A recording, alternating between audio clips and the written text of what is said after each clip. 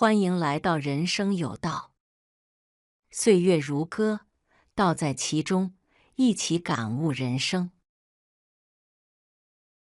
在社交文化浓厚的环境中，串门走访亲友、热情待客被视为人情世故的一部分。然而，也有一些人不喜欢串门，更不愿意频繁接待客人。这并不代表他们不合群或者冷漠，而是源于对生活方式的深思熟虑。这类人的选择值得理解和尊重。拒绝频繁社交的人通常有多种原因，有的是出于性格特质，有的是基于时间管理和价值观念。我们可以从以下几个方面来分析这些人的心理和生活方式。一、内向者更享受独处，而非社交。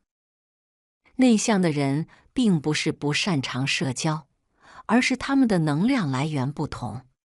与外向型人格从社交中获取能量不同，内向者在独处中充电，沉浸在自己的世界里，他们更享受安静的时光。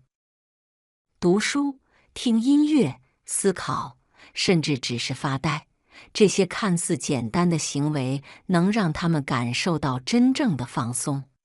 相较于热闹的社交活动，内向者更喜欢安静的环境，不喜欢过多的外界打扰。他们的家是心灵的港湾，不愿轻易让外人闯入。这类人并非不懂得人际交往的必要性，而是懂得适度平衡自己的社交需求和心理舒适度。他们可以在人际交往中得体应对，但不会把自己的时间过多地耗费在无谓的寒暄上。二、保护私人空间，避免社交疲劳。家是人最私密的领地。有些人天生对个人空间的保护欲极强，不喜欢别人闯入自己的生活细节。这不仅是对隐私的保护，更是一种生活方式的选择。对于这类人来说，邀请客人意味着要打破原本的生活节奏，要整理房间，准备茶点，聊天陪伴，甚至可能在客人离开后感到身心俱疲。他们不愿意为这种额外的社交压力让步，而是更倾向于在自己舒适的节奏中生活。有些人认为他们太冷漠、太见外，但实际上，他们只是更懂得划清社交的边界。他们并非不近人情，而是更在意自己的生活质量，懂得如何拒绝不必要的社交疲劳。三、远离无效社交，珍惜时间。现代社会，许多人越来越注重社交的投资回报比。有些人并非完全拒绝社交，而是不愿意把时间浪费在低质量的聚会和无意义的应酬上。他们认为，真正有价值的社交应是彼此有所收获，而不是单纯为了走个形式或维持关系而浪费时间。他们更愿意把时间用在学习、工作、家庭或个人兴趣上，而不是去迎合无谓的社交规则。有些人或许会说，社交也是一种情感投资。确实，人际关系的维护需要时间和精力，但对于这类人来说，他们更愿意以更高效、更有质量的方式维系真正重要的关系，而不是靠频繁的走动和拜访来维持表面上的联系。四、社交方式的变化，线上交流取代线下走动。随着科技的发展，人与人的交往方式发生了巨大变化。过去，人们需要面对面交流，串门走访是常见的社交方式。但现在，微信、电话、视频通话等方式大大降低了社交的时间成本。很多人已经习惯了在网上维系关系，而不是依赖传统的上门拜访。在数字化时代，社交方式更加多元化，许多人认为通过线上交流也能达到沟通的目的，无需耗费额外的精力去进行面对面的应酬。当然，这并不意味着面对面交流完全没有必要，而是人们在社交方式的选择上更加灵活和自由。5. 文化背景对社交观念的影响。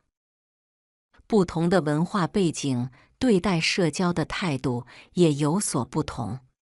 在一些传统文化中，家庭观念较强，人们倾向于通过串门走动来维系亲情与友情。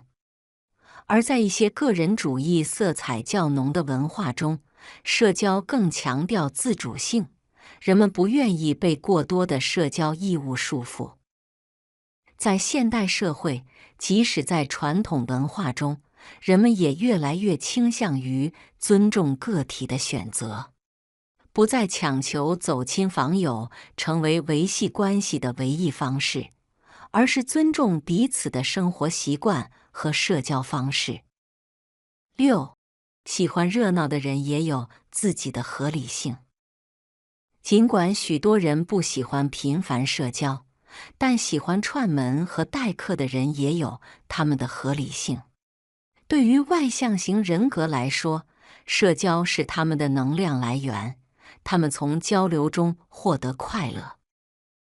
对于某些人来说，人与人的联系是生活中不可缺少的部分。他们认为，热闹的家庭氛围能带来更多的幸福感，而人与人之间的互动能增强彼此的情感纽带。从这个角度来看，喜欢社交和不喜欢社交的人其实都是在追求自己最舒适的生活方式，只是方式不同而已。7. 互相理解和尊重，找到平衡点。人与人之间的关系不是非黑即白的对立，而是在差异中寻找共存的平衡。有些人喜欢热闹，有些人喜欢安静，两者并没有绝对的对错。喜欢串门的人不必认为不喜欢社交的人冷漠或不近人情，而不喜欢社交的人也不必觉得喜欢热闹的人太过热情。每个人的生活方式不同，我们应该学会尊重彼此的选择。最好的关系不是强迫彼此去迎合，而是互相理解，找到最适合自己的社交方式。不喜欢串门和待客，并不意味着冷漠或者不合群，而是源于对个人空间的珍惜，对时间的合理规划，以及对生活方式的深思熟虑。